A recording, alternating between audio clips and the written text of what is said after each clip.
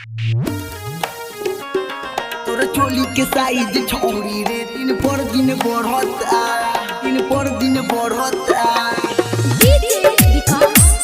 तोर चोली के साइज छोड़ी रे दिन पर दिन बढ़ता, दिन पर दिन बढ़ता।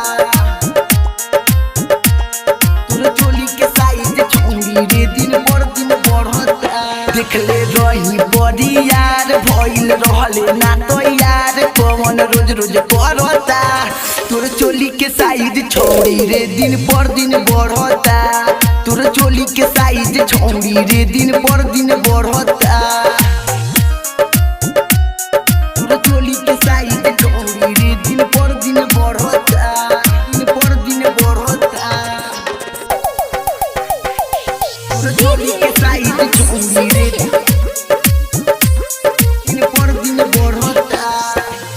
रहले नादान छुट्टी रहे सामान रे इतना ते जल्दी कैसे भइली सयान रे, भइली सयान रे, भइली सयान रे। रहले नादान छुट्टी रहे सामान रे इतना ते जल्दी कैसे भइली सयान रे। पहले रहले दुबाराइल कैसे बारे ते मोटाइल की आपस में लड़ता। तोर चोली के साइज छोड़ी रे दिन पर दिन बढ़ता। तोर चोली के साइज छोड़ी रे दिन पर दिन बढ़ता।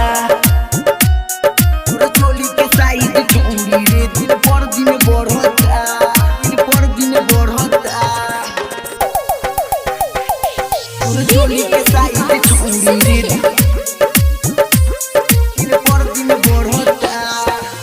राजा दीवाना तो पे भइले फिरारे मनोहर भोला कहे देबे किनारे, देबे किनारे, देबे किनारे। पर भूलल अमरीश तो पे भइले फिरारे मनोहर भोला कहे देबे किनारे। बारे राइटर नित्या राजा चाहे दे दे उनके साजा उ तो पे मरता। तोर चोली के साइज छोड़ी रे दिन पर दिन बढ़ता। तोर चोली के साइज छोड़ी रे दिन पर दिन